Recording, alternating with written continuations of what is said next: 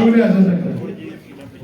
इससे पहले कि माइक जो है आजाद साहब के हवाले की जाए, मरहूम राहत इंदौरी साहब आजाद साहब की शख्सियत के बारे में लिखते हैं कि तूफानों से आंख मिलाओ, तूफानों से आंख मिलाओ, सैलाबों पर वार करो, तूफानों से आंख मिलाओ, सैलाबों पर वार करो, मल्लाहों का चक्कर छोड़ो, तैर के दरिया पार करो, मल्लाहों का चक्कर छोड़ो, तैर के दरिया पार करो। मोहतरम जनाब गुलाम नबी आजाद साहब, इस रैक से नीचे उतर जाओ, इस रैक से नीचे उतर जाओ।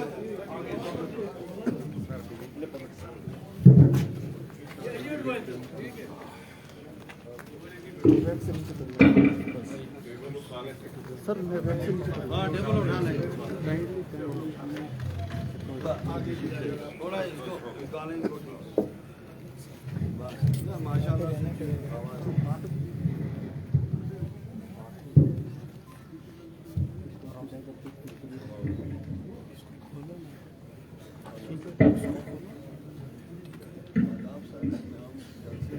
स्टेज पर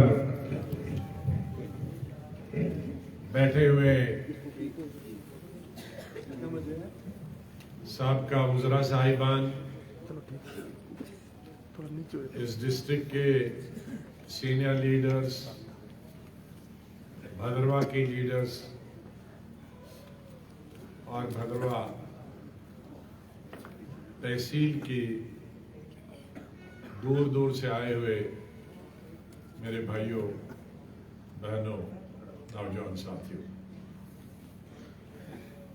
बहुत सारी तकरीरें यहाँ हुई और आज के हालात पर रोशनी डाली। हमारे साथियों ने सही बोला कि आज कोई इलेक्शन की तकरीर नहीं है। आप हट जाओ, आप पीछे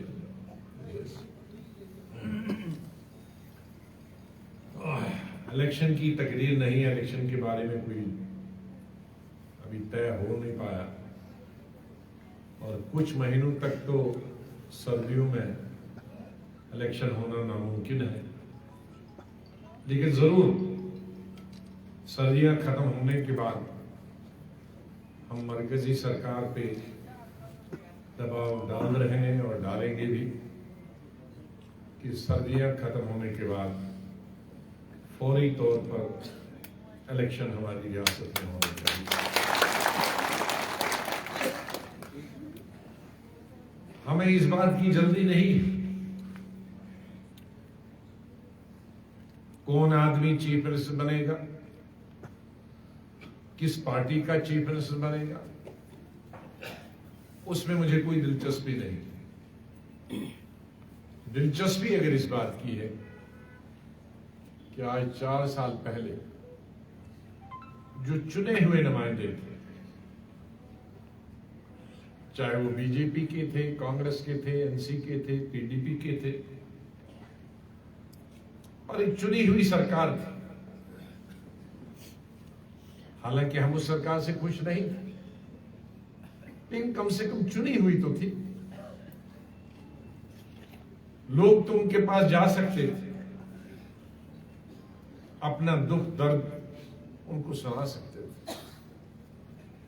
लेकिन 4 साल पहले मरकजी सरकार ने खुद ही सपोर्ट विड्रॉ की रीजनल पार्टी।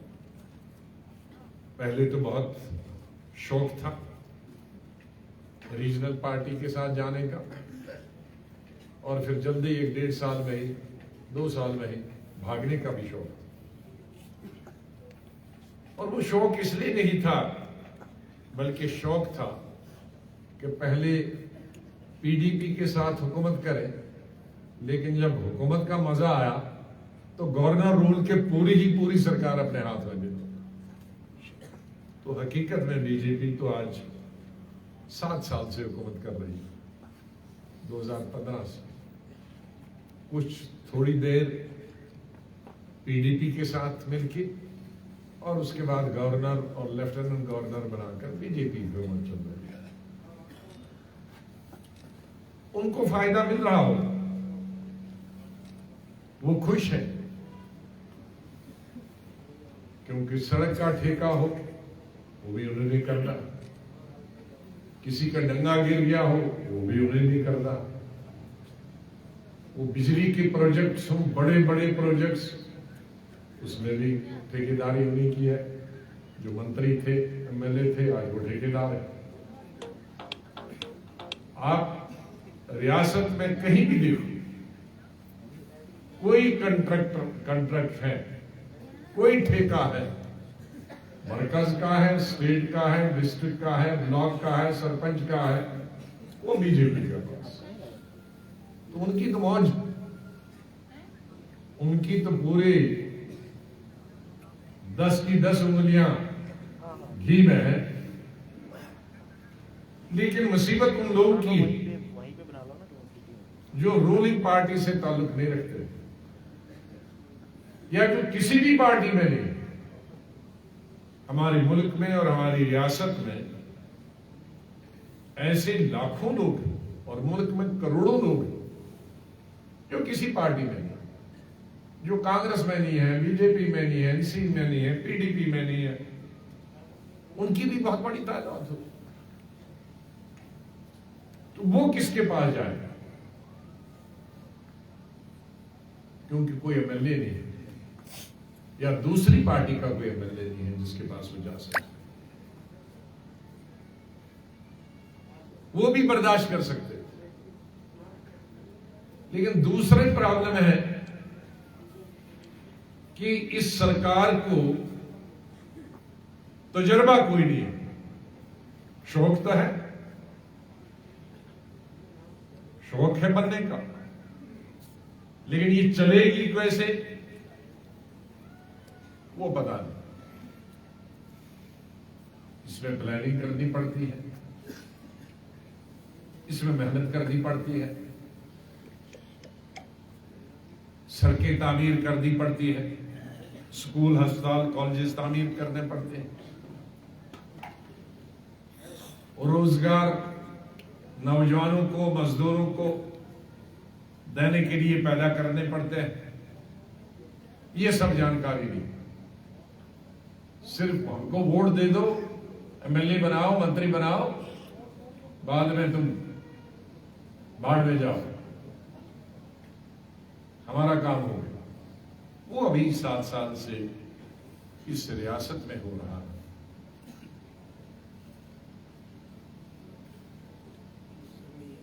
बड़ी पसमानदगी है हमारी, जिला डोडा बहुत पसमानदा, वैसे तो पूरी रियासत ही बहुत पसमानदा है। इस पसमानदगी को दूर करने के लिए 24 घंटे काम करना पड़ता। मुझे मालूम है जब मैं चीफ मिनिस्टर था, वैसे तो 40-45 साल में हुकूमत में रहा, लेकिन 2 ऐसे महकमे हैं मेरी जिंदगी में, सियासी जिंदगी में, जिसमें 18 से 20 घंटे मैंने काम किया। वो था चीफ मिनिस्टर और दूसरी हेल्थ मिनिस्टर।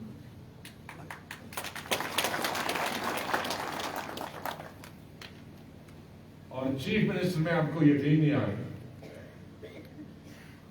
जो कि अब मेरी आदत बन गई है, क्योंकि मैंने डबल शिफ्ट और ट्रिपल शिफ्ट शुरू किया था बहुत सारे का। डबल शिफ्ट का मतलब है एक मजदूर, जो हमारे देसी भाई जड़े नहीं समझते, एक शिफ्ट हुआ 8 घंटे कानूनन मजदूर को काम करना। डबल शिफ्ट हुआ कि 8 घंटे एक मजदूर करें टीम, फिर 8 घंटे दूसरे मजदूर जिनके पास काम हो, उसको डबल शिफ्ट बोलते हैं। ट्रिपल शिफ्ट बोलते हैं कि 24 घंटे काम चले, 8 8 8 8 3 24 रात दिन। तो अगर एक बिल्डिंग ये बन रही है सामने, तो इसमें 8 घंटे 100 आदमी, फिर दूसरे 8 घंटे दूसरे 100 आदमी, फिर रात को सुबह तक तीसरे 100 आदमी। उसके 2 फायदे थे। एक फायदा था कि जैसे ये मैंने बनाया था, ये भी ट्रिपल शिफ्ट में बनाया, ये एमपी पे के फंड से बनाया, लेकिन मैं देखता हूं जितनी रियासत में एमपी के फंड से मैंने ही बनाया, मैंने आज तक बीजेपी और दूसरे किसी रीजनल पार्टी का एक बड़ा कमरा भी नहीं बनाया। ये आप लोगों के लिए बनाया। मैंने अभी कोई फंक्शन इसमें नहीं किया, इसको भी 7-8 साल हो गए, 9-10 साल हो गए, सिर्फ आपकी शादियों के लिए, ब्याह के लिए, फंक्शन के लिए, वो हिंदू हो, वो मुस्लिम हो, ब्राह्मण हो, राजपूत हो, दलित हो, वो गुजर बरादरी का हो, या आपकी शादी 1000 आदमी के लिए अंदर जगह है। इसी तरह डोडा भी बनाया, हर जगह बनाया, भलेसा बनाया, कई जगह बनाया, बानहाल बनाया, पिछवाड़ दिया था जमीन, लेकिन ये जमीन का फैसला ही नहीं कर पाए, मैंने उठा के और किसी को जगह दी, यहां मैंने जमीन खुद ढूंढी थी। तो डबल शिफ्ट का मतलब है, अगर एक ही शिफ्ट में बनाऊंगा तो 1 साल लगेगा, अगर मैं डबल शिफ्ट में बनाऊंगा नहीं 9 महीने में लगेगा, और ट्रिपल शिफ्ट में बनाऊंगा तो 6 महीने में बनेगा। तो क्या फायदा है, क्या फायदे हो? एक ये है कि 3 शिफ्टों में सबको मजदूरी मिली।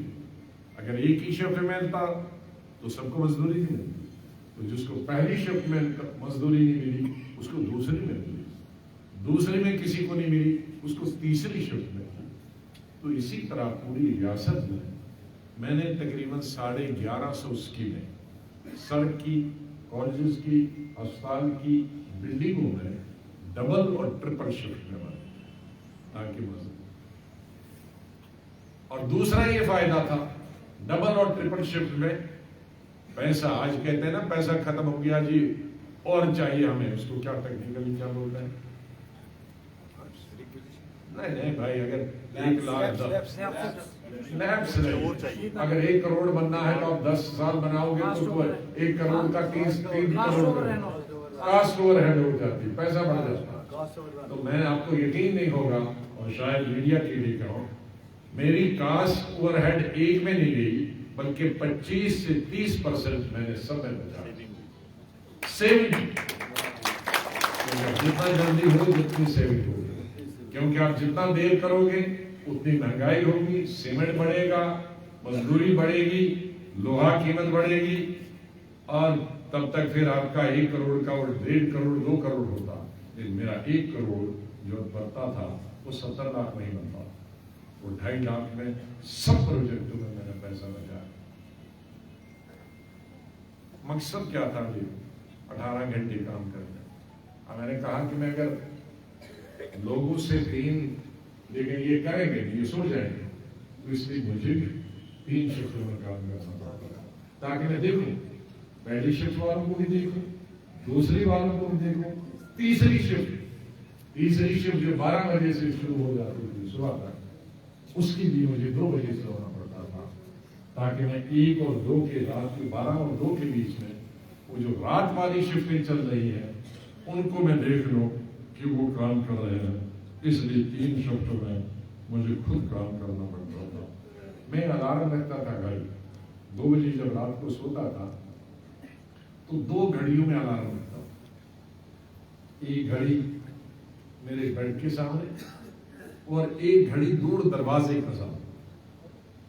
वो घड़ी सामने वाली इसलिए रखता था, ये 2 दरवाजे के पास, कि अगर नींद में मैंने कहीं बिस्तरे के पास घड़ी है उसका अलार्म बंद कर दिया तो मैं सो जाऊंगा, इसलिए 2 मिनट के बाद मैं दरवाजे के पास रखता था।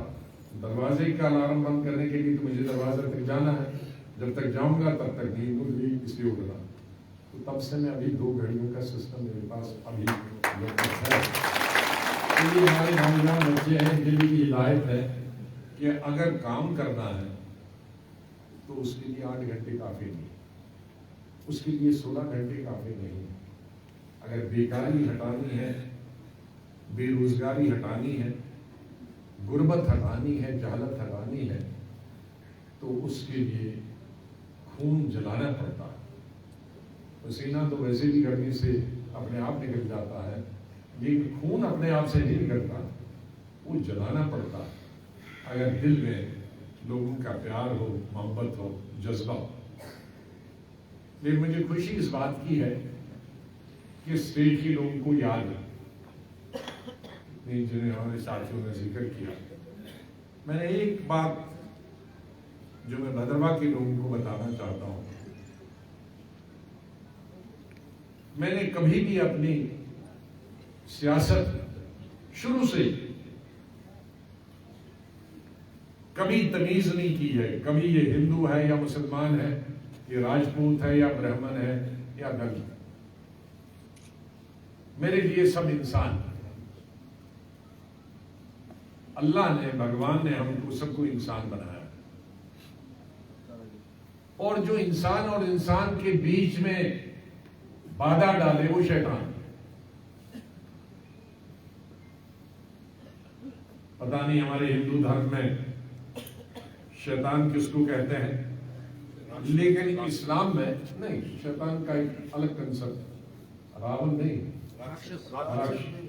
राक्षस भी नहीं, लेकिन इस्लाम में है कि जो भी आप अच्छा काम करो और करते करते नियत तुम्हारी बदल गई कि मैं कोई बुरा करूंगा, उसका मतलब शैतान बीच में आ गया। लेकिन आदमी को इतनी ताकत होनी चाहिए शैतान को बाहर निकालने। तो जो अल्लाह ने है, भगवान है, उसने हमको सबको इंसान बनाया है, लेकिन बीच में शैतान आ जाता। वो कहता नहीं ये इंसान नहीं है, ये हिंदू, अरे ये इंसान नहीं है, ये मुसलमान, अरे ये कश्मीरी है, ये गुज्जर है, ये बकरवाल है, ये ब्राह्मण है, ये राजपूत। तो हमको रास्ते से भटका देते हैं। ब्राह्मण राजपूत बहुत अच्छी बात है, ये हजारों सालों से चल रहे हैं, उसके हम खिलाफ नहीं, लेकिन बुनियादी इंसान तो हम एक है। अगर भगवान ने, अगर अल्लाह ने हमको इंसान नहीं बनाया होता तो मेरा खून जो है लाल होता, ये हमारे जुगल किशोर जी, इनका सफेद होता दूध की तरह, ये दूसरे हमारे दलित भाई हैं यहां बैठे, इसका दही में की तरह होता, चौथे उसका लस्सी की तरह होता, लेकिन नहीं है, एक ही जैसा बनाया। अब जब अस्पताल जाते हैं, जरा ऑपरेशन किस किस के घर में हुआ है, जरा हाथ खड़े करें, या खुद का हुआ या घर में हुआ, हाथ खड़े करो। अरे इतने सेहतमंद हैं आपके, हुआ ही। अब मेरे पास ही बहुत आते हैं ऑपरेशन कराने वाले। तो जब आपका ऑपरेशन होता है, मुझे एक आदमी बताओ जो राजपूत होगा, उसने कहा होगा कि नहीं मुझे राजपूत का ही खून चाहिए। बताया है किसी ने? किसी ब्राह्मण ने बताया कि मुझे ब्राह्मण का ही खून चाहिए? किसी मुसलमान ने बताया है? किसी मौलवी ने बताया है कि नहीं मुझे मौलवी का ही खून चाहिए, मुसलमान का ही चाहिए, नमाज पढ़ने वाले का खून चाहिए? किसी पुजारी ने बताया मेरे को पुजारी का ही खून होना चाहिए, ब्राह्मण का नहीं बनाया। तो उसका मतलब है भगवान ने, अल्लाह ने, राम ने, रहीम ने हमको एक इंसान बनाया है कि जब वो मरने लगे, उसको खून की जरूरत है, तो किसी का भी खून उसको इंसान का लगेगा। गाय भैंस बकरी का नहीं लगेगा, इंसान का लगेगा। तो उसका मतलब है कि इंसान एक है, भगवान का। अब हम कहते हैं 7 आसमान भगवान में है, तो 7 जो खुदा चांद बना सकता है, तारे बना सकता है, सूरज बना सकता है, समंदर बना सकता है, उसने हिंदू के लिए एक आसमान क्यों नहीं रखा? मुसलमानों के लिए क्यों नहीं रखा? सिखों के लिए दूसरा आसमान क्यों नहीं रखा? रख सकता था ना, है? और 7 ही आसमान क्या, वो 700 आसमान बना सकता था, है? और बना सकता। फिर हम अलग कास्ट के लिए भी एक एक आसमान बना सकता, उनके लिए अलग अलग सूरज भी बना सकता। तो उसका मतलब है अगर आप इंसानियत में जाओ तो उसका मतलब है कि वो बनाने वाले ने हमको एक बनाया है, ये बांटने के लिए हम अपनी राजनीति करते, अपनी दुकान चलाने के लिए। मैं ये क्यों कह रहा हूं कि मैं इस दुकान का खरीदार नहीं, मैं इस दुकान पे भरोसा नहीं करता, धर्म पे भरोसा करता हूं। मेरा धर्म, आपका धर्म, ठीक है, पूजा पाठ करो, लेकिन इंसान को, अगर मुसलमान को 3 वक्त की रोटी जरूरत है, तो हिंदू को भी 3 वक्त की रोटी की जरूरत है। मेरे पास अगर बदन में कपड़े हैं मुसलमान होकर, तो जुगल किशोर जी को भी तो कपड़े की जरूरत है। जो ठंड इसको लगती है वही ठंड मुझे लगती है। तो मैं कहूंगा खाली मुझको इसको नहीं होनी चाहिए, तो उसका मतलब है आप भगवान के खिलाफ काम कर रहे हैं, आप अल्लाह के खिलाफ काम कर रहे हैं। आप इंसान नहीं है, फिर आप इंसान की तरह सोचते नहीं है। तो इसलिए हमारे साथी बहुत जोर देते हैं। मैंने कहा देखो भाई, आजकल मेरे मिजाज के हिसाब से हिंदुस्तान का मिजाज नहीं। आज तो ये हिंदू है, ये हिंदू को वोट देगा, मुसलमान को देगा, और ब्राह्मण को देगा, राजपूत। तो मैं जब इस कास्टिज्म और कम्युनिज्म में भरोसा नहीं करता हूं, तो मुझे तो इंसानों के वोट चाहिए, क्योंकि मैंने इंसानों के लिए काम करना है।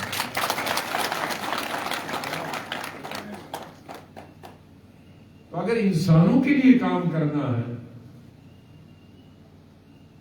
तो उसके लिए आंखें दोनों बराबर है। आज हमारे बहुत सारे लीडरों में, मैं किसी हिंदू या मुसलमानों में भी और हिंदू में भी, एक आंख चली गई और एक आंख वाला हुकूमत नहीं कर सकता।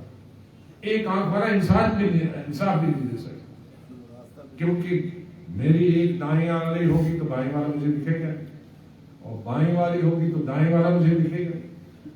तो लीडर जो है पार्टी, उसकी दोनों आंखें होनी चाहिए, दाएं बाएं सामने पीछे भी दिखना चाहिए। उसको गरीबी भी दिखनी चाहिए हर धर्म की, उसको हर मजहब की बेकारी बेरोजगारी भी दिखनी चाहिए, हर धर्म की लाचारी दिखनी चाहिए, हर धर्म के रहने वाले को घर है कि नहीं, बिजली है कि नहीं, पानी है कि नहीं, सड़क है कि नहीं, डॉक्टर है कि नहीं, अस्पताल है कि नहीं, टीचर है कि नहीं। और अगर उस लीडर में, उस पार्टी में ये एहसास नहीं है, तो उसको राजनीति में नहीं आना चाहिए।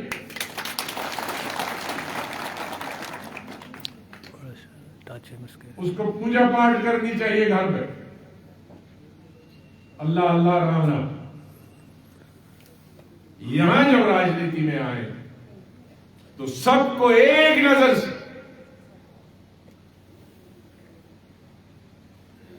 जैसे आंखें हमें अपनी दो प्यारी,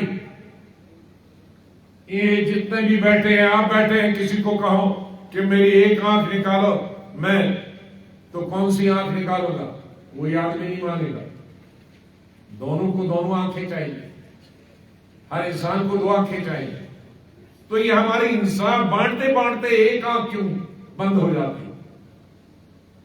इसलिए मैं हर जगह, ये खाली भद्रवा नहीं कह रहा हूं, लेकिन चूंकि यहां मैं जब छोटा भी था तो भद्रवा हमेशा तनाव रहता था। उस तनाव को मैंने बहुत हद तक खत्म किया, फिर तनाव पैदा हुआ। आकाश आज बुजुर्ग लीडर दूसरी पार्टियों में भी खत्म हो। मुझे याद है कि जब मैं 80 में MP बना, तो मैंने सबको टेलीफोन किया कि मैं भद्रवा आने वाला हूं, और बीजेपी के लीडर्स, उस वक्त बड़े बड़े लीडर थे, दया किशन जी कोतवाल, भगवान की आत्मा को शांति दे,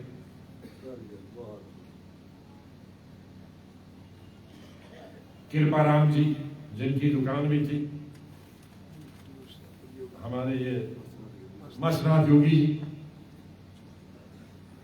इनकी जब मैं कॉलेज में यहां पढ़ता था तो बड़ी तकरीरें धुआंधार सुनता था।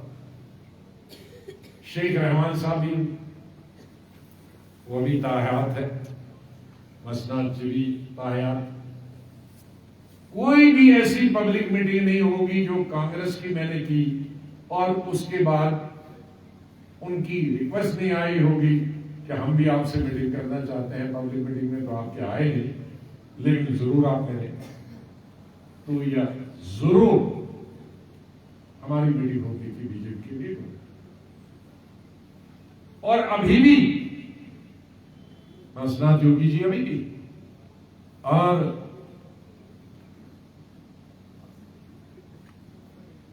साहब हमारे दया किशन जी, उनके मरने तक जब मैं मरा तो मैं ही हॉस्पिटल में उनके साथ दिल्ली में, और उनकी बॉडी भी मेरी हुई। तो ये ताल्लुकात थे, राजनीतिक अलग थे, लेकिन इंसानियत में कोई फर्क नहीं था। मिलना आना, घर जाना, एक दूसरे, इसमें कोई फर्क नहीं। आज तो ऐसा चलता है, कोई जैसे बिच्छू से डरे, कोई सांप से डरे, एक दूसरी पार्टी से। अरे इंसान हो भाई, एक ही जगह के हो, ठीक है, वोट तुम अपने तरीके से मांग लो, लेकिन धर्म के नाम पर मत मांगो। ये जो धर्म की मांग चाहिए है, चाहे वो हिंदू भाई हो या मुसलमान हो, इस्लाम की और हिंदू धर्म के नाम पे या सिख धर्म के वोट मांगोगे तो देश बर्बाद होगा, तबाह होगा। क्योंकि देश सभी का, ये मुल्क सभी का, इसी में हम लोग रहते हैं, एक किस्म का खाना खाते हैं, एक ही चश्मे का, एक ही दरिया का, एक ही नलके का पानी पीते हैं, एक ही जमीन में खत्म हो जाता है।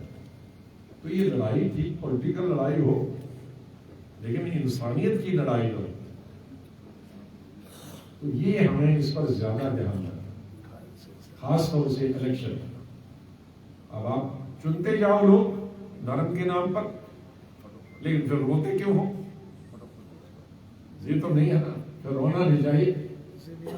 ठीक है, मुसलमान अपना बनाए, हिंदू अपना बनाए, और फिर ढूंढते जाए टार से उनको कहा, तो ऐसे में खुश रहो जी, अपना हिंदू बन गया, अपना मुसलमान बन गया, अपना ब्राह्मण बन गया, अपना राजपूत बन गया, अपना मौलवी बन गया, अपना शिया बन गया, अपना सुन्नी बन गया। नहीं, ये धर्म का काम है, पुजारी साहब का काम है मंदिर में, और इमाम साहब का नाम मस्जिद में। ये राजनीति में, राजनीति में हम सब एक हैं, कोई धर्म नहीं, कुछ नहीं, कोई जात नहीं, कोई बात नहीं। अब ये छोटी बच्ची हमारी,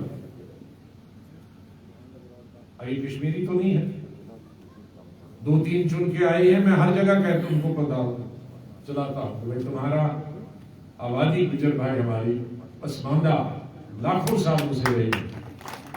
तो हमें फख्र है क्या यहाँ हमारे दूसरे कश्मीरी भाई हैं, हिंदू भाई हैं, और गुजर भाई को वहां बिठा देते, क्यों नहीं ये बैठेगी? कल दूसरा गुजर भाई चौधरी आएगा यहाँ बैठे, क्यों नहीं एमएलए बनेगा, क्यों नहीं एमपी बनेगा, शायद मुझसे काबिल हो सकता। तो इसलिए हमें इंसानों की कदर करनी चाहिए। ये धर्म जाति के पास नहीं, ये किसी की जागीर, किसी की ठेकेदार नहीं। मिट्टी में जाएगा तो वो सब एक खाक हो जाएंगे, कोई बड़ा नहीं, कोई बात। यहाँ अलेक्जेंडर भी गया, अकबर बादशाह भी गया, और बड़े बड़े हिंदू राजे महाराजे भी गए, कहाँ है ना, मिट्टी में। लेकिन ये सरकार है, हमें कोशिश करनी है कि ये सरकार जाए। 2 कारण, एक तो सबसे ज्यादा बेकारी इसमें बढ़ी है, सबसे ज्यादा बेरोजगारी बढ़ी है, कोई तामीर नहीं होती है, और तामीर कहीं होती है तो एक ही पार्टी के लोगों को ठेका भी मिलता है, मजदूरी भी मिलती है, आम लोगों को भी मिलता है। फिर जमीन हमारे पास, वो भी छीन ले रहे। अरे जमीन जम्मू कश्मीर के पास क्या, आप ये देखिए भद्रवा चारों तरफ क्या है, पहाड़ और जंगल। अब ये छोटा सा कस्बा, इसी में घर भी है। यही तस्वीर पूरे स्टेट की है, जो भद्रवा की तस्वीर है, यही पूरे स्टेट। मेरी चारों तरफ जंगल और पहाड़, बीच में जमीन 10% शायद 6-7% होगी। इस 6-7% में हमारे मकान भी हैं, हमारे गांव भी हैं, हमारा कस्बा भी है, हमारे स्कूल भी है, डिस्पेंसरी भी है, कॉलेज भी है, हमारी सड़कें भी है, और इसी में हमारे थोड़े थोड़े अब धान लगाने के और गांव में मक्की लगाने के थोड़े थोड़े से खेत। मैं कुछ हमारे डोडा का मजीद वानी साहब का बेटा था, मैं इनको दिखा रहा था कि मेरे ताया जी ने जब घर बनाया था चक्का में, तो उस वक्त एक घर था डीएफओ साहब का, मुगल साहब का, और कुछ नहीं था। ये जो पुराना बस अड्डे के उधर कुछ भी नहीं था। डाक बंगला, मुगल साहब का घर और मेरे ताए। आज शहर, वो जितने भी धान के खेत थे उनमें मकान बन गए। तो आबादी, जब जमीन जो है वो इंसान के लिए है, इंसान जमीन के लिए नहीं। यही देखा था मैंने कि लोगों को, चाहे वो हिंदू है, गुजर है, दलित है, हमारे यहाँ गद्दी है, इनके पास जो जमीन है 30 साल से 40 साल से, 1 कनाल है, 2 कनाल है, इनको मुफ्त दे दो बेचारा। अब ये सरकार आई, उसको तो जुडिशरी से खत्म करवा दिया, वापस ले ली। चलो वो वापस ली, आपको कानून हमारा पसंद नहीं आया, लेकिन अब किसी पे घास चराई थी वो भी वापस ली, शामलाट था वो पिसलाए, खालसा था वो भी लाट लिया। नहीं, रोशनी तो आंखों की, इनकी रोशनी पहले ले ली थी, अब सिर्फ कपड़े बचे हैं, ये अपने इसके बचा के पकड़ के रखना, क्योंकि रोजगार भी लिया, काम भी लिया, काम भी ली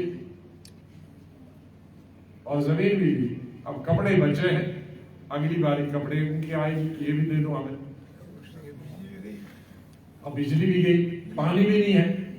शर्म आती है जम्मू कश्मीर में कोई ये कहेगा कि पानी नहीं है। ये तो जम्मू कश्मीर तो पानी ही पानी है, या दरिया है या झरना है, और यहां पानी नहीं, क्योंकि रूलिंग गवर्नमेंट का पानी आंखों में नहीं, उनको दिखता नहीं। बिजली के प्रोजेक्ट पूरे हिंदुस्तान में नहीं, यहां से है, और चला करे अंधेरा और खुद को बिजली नहीं। मुझे क्यों नहीं आना पड़ा, मैं जहां आने वाला था रात को, क्योंकि बिजली नहीं। नहीं आई थी, लेकिन वो कहते हैं आई भी और गई, आई गई, आई गई। तो इस -2 डिग्री में आई गई तो तब तक मैं ही आया गया हूं। तो इसलिए मैंने कहा नहीं, डूबा ही रात को रहो, बस तो जाएंगे, कम से कम मीटिंग तो अटेंड करेंगे। तो ये तो हाल है।